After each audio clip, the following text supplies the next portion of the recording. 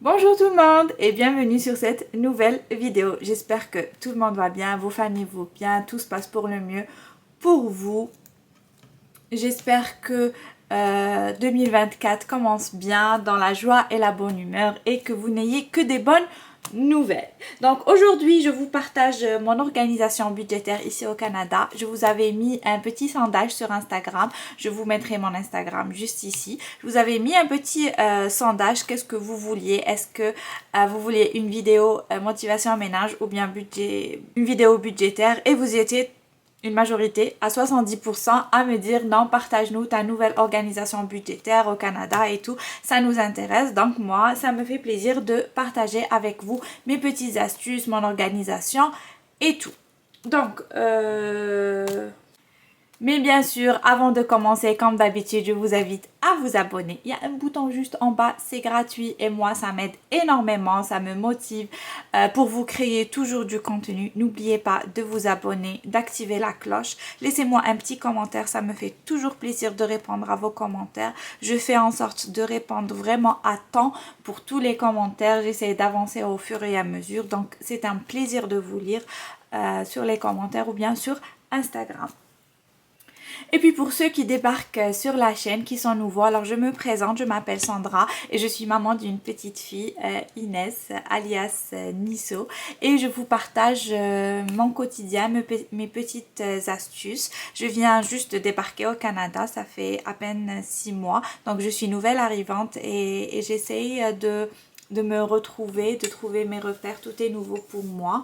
Donc bienvenue sur la chaîne si vous êtes nouveau et puis merci aux fidèles, merci à tous mes amis à travers l'écran, merci à tout le monde d'être là à chaque vidéo, c'est vraiment un honneur pour moi que vous regardez mon contenu, merci énormément. Alors revenons maintenant à nos moutons, on va parler de la technique ou bien la méthode des enveloppes budgétaires. Pour ceux qui me suivent depuis un moment, je l'ai commencé en 2019. Je l'ai commencé un peu avant 2019, mais j'ai commencé à la partager sur les réseaux en 2019 et franchement, ça a changé ma vie. Je ne peux plus envisager de gérer mon argent d'une autre manière. Je ne peux plus envisager de faire des économies autrement et je vous l'avais je vous l'avais prouvé.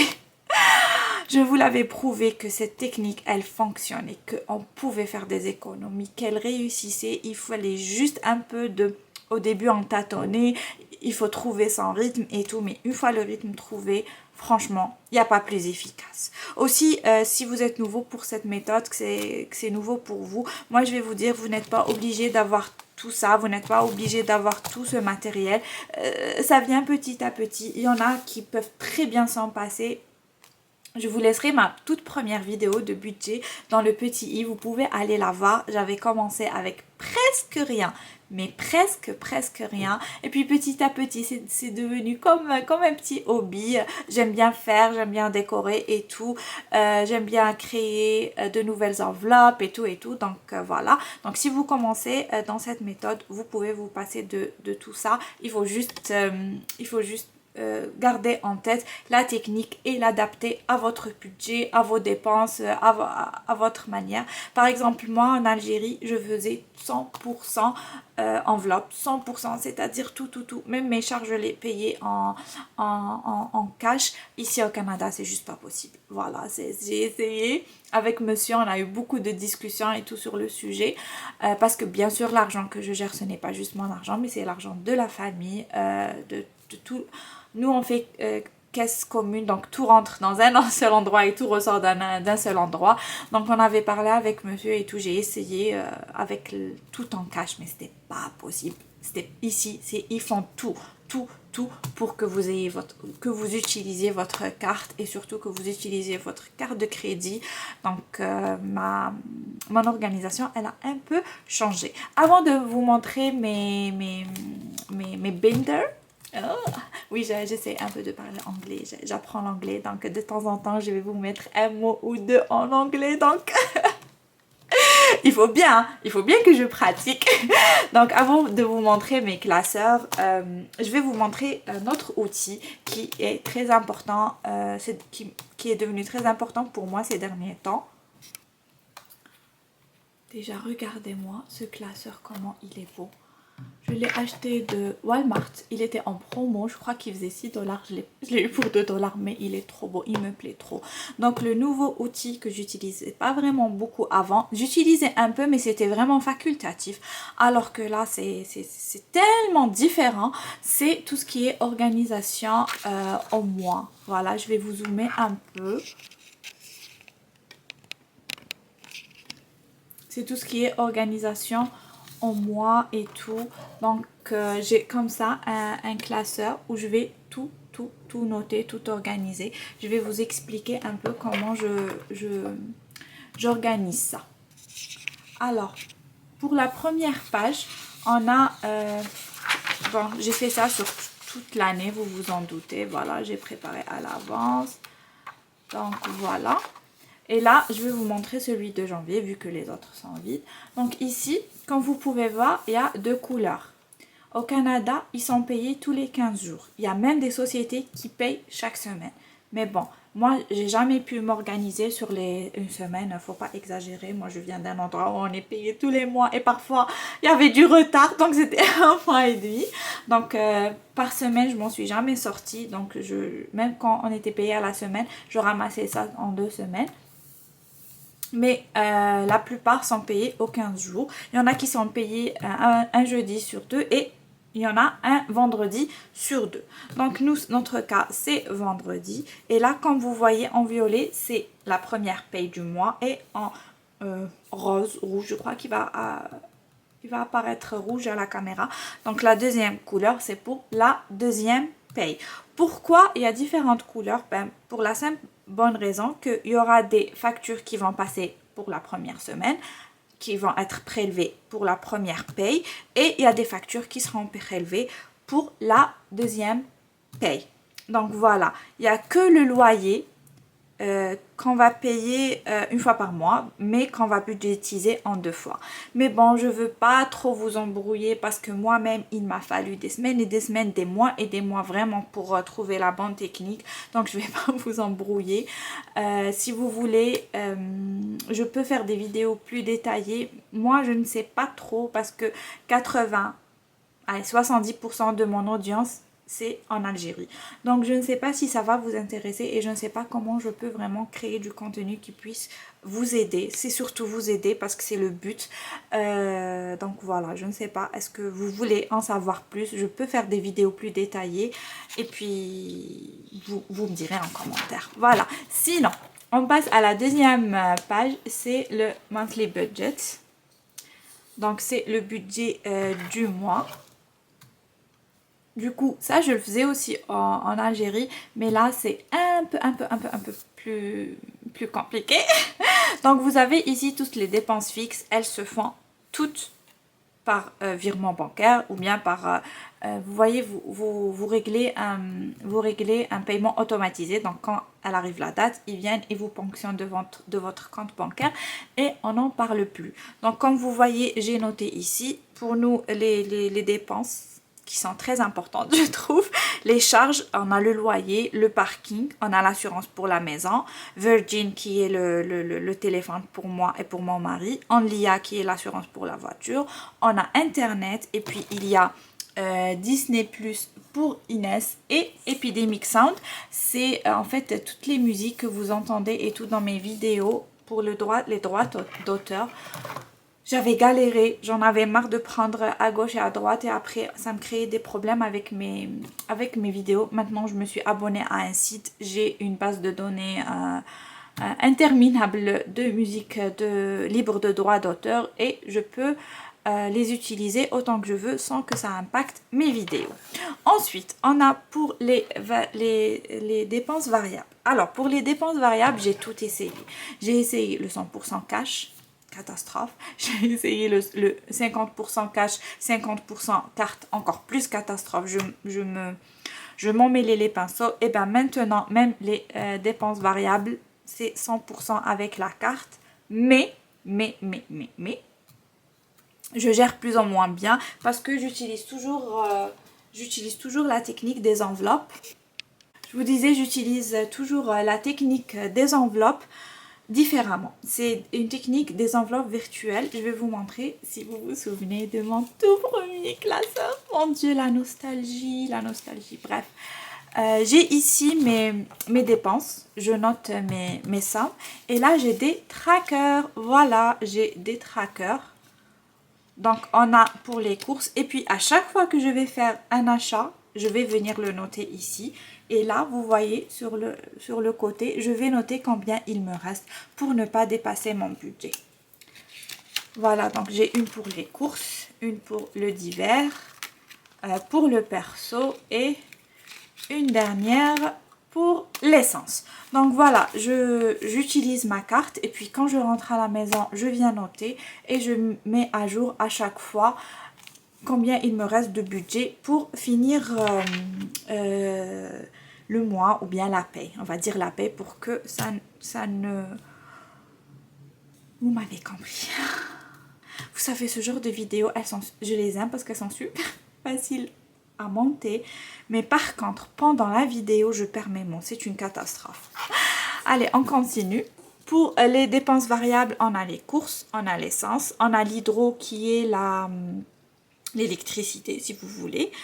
Divers, c'est tous les achats que j'ai pas budgétisés et puis qui sortent de nulle part. Les petits goûters, les petits ceci, les petits cela. Alors, il y a mon argent de poche, l'argent de poche de monsieur. Presto qui est la carte de transport parce que durant la semaine, on utilise quand même les transports en commun. Et puis, on a les sorties. Et on a le Tim Hortons, c'est pour tout ce qui est café et tout. On préfère budgétiser une somme parce que parfois, on va juste consommer et puis à la fin du mois, on va se rendre compte qu'on a consommé 20, 30, je sais pas combien. Je préfère quand dédicace vraiment une somme bien précise, comme ça, on la dépassera pas. Donc voilà, c'est pour tous nos dépenses en mois et comme d'habitude, je vais faire le total de nos économies, de ce qu'on a dépensé, ce qui reste et tout. Et puis j'ai la deuxième page. Bon, là c'était pour la deuxième page. L'autre page c'est pour mes enveloppes. Donc ici je vais... Pardon, je vous fais bouger. Ici, on a l'enveloppe, combien je vais y mettre et puis la balance. Là, c'est rien écrit parce que ce mois-ci, je ne vais rien y mettre tout simplement parce que tout est nouveau pour nous et pour le moment, mes enveloppes sont vides. Déjà qu'on arrive à payer les charges, c'est déjà pas mal. Donc ça, c'est pour tout ce qui est organisation en mois et tout. Donc je laisse tout ici et j'ai d'autres pages où je vais venir noter mes dépenses vraiment une à une. Donc je vais vraiment détailler mes dépenses parce que la fin du mois, pour savoir à peu près combien j'ai dépensé. Oui, oui, je me complique la vie. Appelez ça quand vous voulez, mais j'adore ça, j'adore. Et puis ça me procure une stabilité, voilà. Ça m'aide à moins stresser. Allez, on va passer maintenant au classeur. Je vous montre mes nouveaux classeurs. Je sais que vous avez hâte de les découvrir. Je n'en doute pas. Je vais commencer par celui-là. Je viens de vous le montrer. Donc, mis à part les trackers, j'ai une petite enveloppe ici. Banque, en fait, des fois, je fais des achats avec ma carte et puis j'ai du cash qui est alloué à la dépense là. Je viens la mettre ici pour la remettre en banque. Voilà, comme le nom l'indique. Donc celui-là, il est tout petit, il est tout rikiki. On va passer aux enveloppes. C'est pas des économies, en fait, c'est des dépenses à prévoir pour plus tard. Donc dans ce classeur-là, il y a beaucoup de va-et-vient. Voilà, c'est-à-dire, je peux mettre 30 aujourd'hui et puis le mois prochain 10 et puis hop, ça redescend à 0 et tout. Ce ne sont pas des économies proprement dites. Donc, voilà. Pour celui-là, qu'est-ce que j'aurai? J'aurai, bon, je vais enlever mes cartes. J'oublie toujours mes cartes. Non, j'ai vérifié rien d'important. Donc, pour Costco, parce que généralement, je pars au Costco une fois par mois, une fois tous les... un mois et demi pour faire, vous voyez, les gros achats type essuie-tout, lessive et tout. Donc, j'aime bien mettre un peu d'argent à chaque fois dans cette enveloppe pour que quand je vais au Costco, je dépense. On a l'enveloppe sortie qui est vide. Vous allez voir, toutes mes enveloppes sont vides. J'ai toujours gardé la catégorie cadeaux pour tout ce qui est anniversaire de nos amis et tout, donc pour la famille. École, pour tout ce qui est les achats pour Inès. Et puis elle va bientôt faire sa rentrée, ça sera pour août 2024. Donc je vais commencer à la remplir pour lui acheter son sac à dos, pour lui acheter tout. On a achat maison. Là c'est beaucoup plus, comme vous savez, on n'est pas complètement installé, donc on continue à s'installer. Ça sera tout ce qui est achat relatif, par exemple, je sais pas, des petits meubles, bon pas de grands meubles, mais tout ce qui est petits meubles, vaisselle, patati patata, shopping. Et puis les seules enveloppes où il y a de l'argent, parce que vous savez, j'aime pas m'y prendre à la dernière minute, il y aura enveloppe Ramadan où il y a déjà un peu, et puis enveloppe Eid, et je vous montre, regardez. Je voulais vous montrer les billets canadiens. Ils sont en plastique. Ben, même si vous les lavez, ben, ils ne s'abîment pas. Et il y a Tata Elisabeth. Elle est là, Tata Elisabeth. Donc, Elisabeth, elle s'appelle. Oui, elle s'appelle Elisabeth. L'enveloppe Inès, mon enveloppe, l'enveloppe de monsieur. Hiver, parce que quand on était arrivé, j'avais budgétisé cette catégorie parce qu'il nous fallait des vêtements d'hiver. Donc on utilisait de l'argent d'ici. Et maintenant je l'ai laissé parce que même pour l'année prochaine, je pense qu'on devra racheter quelques trucs. Parce qu'on avait acheté des trucs vraiment low cost, vraiment pas chers. Et on se rend compte que je pense pas qu'ils vont terminer, et qu'ils vont pas tenir le coup jusqu'à l'année prochaine. Donc on devra sûrement les remplacer. Donc hiver, la vape pour monsieur parce que il vape. Donc ça, je vous ai dit, c'est pour les enveloppes où il y a beaucoup de transit de va-et-vient. Passons maintenant aux enveloppes purement d'économie. Voilà, ce sera vraiment de l'économie. J'ai changé, j'ai utilisé ce genre de classeur. Voilà, oui ça change. Et puis c'est moi qui ai fait les pages de cartes qui sont trop belles, je les trouve trop belles. Je vous ai dit, moi c'est ma passion. Moi c'est ma passion, donc faites pas attention à moi. Ne croyez pas que vous êtes en retard ou bien à la traîne, c'est moi qui suis un peu trop obsédée par ces trucs-là. Alors la première case, c'est charge. Pourquoi il y a écrit charge? En fait, je veux avoir 1 mois ou 2 mois de loyer à l'avance. Bon, c'est une somme colossale, je sais, mais ça me rassurerait, ça me déstresserait d'avoir 1 ou 2 mois de loyer à l'avance. Donc, je compte y remédier petit à petit, les avoir petit à petit. Urgence, comme d'habitude, vous savez que c'est une enveloppe très importante. Elle était remplie jusqu'il y a 15 jours, on a eu une petite urgence, donc j'ai dû la vider, mais je compte très vite la remplir à nouveau. Voiture, et puis là, dans ces économies-là, j'ai fait des petits trackers comme ça, regardez, où à chaque fois que je vais mettre la somme, je vais cocher. Je trouve ça tellement encourageant, c'est motivant. À chaque fois que je coche une case, il a le moral. Donc ça me remonte le moral. Donc voilà, tout ce qui est économie, j'ai fait comme ça en petit tracker. J'ai pas fait pour l'autre, comme je vous ai dit, il y a beaucoup de mouvements. Donc je vais pas m'amuser à chaque fois de cocher, décocher et tout. Donc voilà. Ensuite, nous avons le médical. Ah oui, il y a 50 $, j'avais oublié que j'avais laissé, je l'avais pas touché. Aussi, regardez, il y a une petite ambulance. Alors la plupart, je les ai téléchargés, je vais pas vous mentir, je les ai pris sur Pinterest ou bien sur Google. Au début, je comptais les faire toute seule, après j'ai eu la flemme, il y en avait beaucoup. Alors j'ai tout téléchargé. Ensuite, on a un autre intercalaire où c'est écrit Low Priority. C'est de moins important, c'est des économies qui sont importantes mais de moins importantes. Algérie, en fait ça c'est pour quand on voudra Inch'Allah repartir en Algérie, c'est pour payer les billets et tout. J'ai pas voulu faire ça avec vacances parce que c'est deux thèmes différents. Donc ça c'est vraiment voyage pour l'Algérie et puis vacances. Voilà, donc ces deux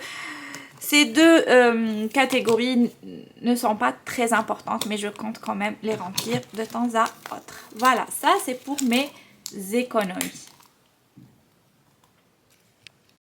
Et là, je ne sais pas qu'est-ce qui s'est passé, mais la voix de cette vidéo a disparu. Je n'arrivais plus à retrouver la voix, seulement les images. Mais Malish, je vais essayer de redire ce que je redisais, je vais essayer de me souvenir. Donc, je disais seulement que ce classeur, c'était pour les Saving Challenge et que j'adorais faire les Saving Challenge, que c'était très motivant, que ça me permettait de mettre de l'argent de côté sans même m'en rendre compte. C'est comme un jeu très motivant. Donc pour ce classeur de challenge budgétaire, je vais faire le challenge des 5 dollars et puis je vais faire aussi celui des 10 dollars. C'est des challenges assez faciles où il suffit juste de mettre un billet à chaque fois et voilà. Et puis je voulais faire un challenge des 600 dollars où ça consistait à mettre 20 dollars chaque semaine pendant un laps de temps et à la fin on obtiendrait 600 dollars, mais je n'ai pas encore commencé. Et celui-là c'est un mini saving où les sommes sont vraiment rikiki. Donc vous avez 1, 2, 3, 4 dollars et la somme la plus élevée est de 24 dollars, ce qui vous permettait à la fin d'accumuler 300 dollars. Aussi, on a le $1 Saving Challenge où je ramasse mes pièces de 1 dollar que je mets toujours dans la même boîte rouge que j'adore, mon porte-bonheur, parce qu'elle m'a été offerte par une personne qui est très chère à mon cœur. Donc voilà pour les Saving Challenge que je compte faire cette année. Et puis là, c'est les Saving Challenge qui n'ont pas vraiment de but bien précis. C'est juste économiser de l'argent juste pour économiser. Mais là, les prochains, ils ont un but bien précis. C'est des challenges aussi. Mais à la fin, je vais utiliser l'argent pour quelque chose. Donc là, le premier, c'est écrit Gift. En fait, c'est l'anniversaire de Inès. Donc, je mets 10 dollars à chaque fois. Et j'essaye d'être vraiment régulière parce que vous savez que moi, pour l'anniversaire de Inès, j'aime faire les choses en grand. Ensuite, on a birthday, donc c'est à tour de rôle. Donc, comme moi et mon mari, on est nés septembre et juin. Donc, nos anniversaires sont espacés. Donc, dès que je finis de mettre de côté pour l'un, je commence pour l'autre et etc. J'espère que vous m'avez compris.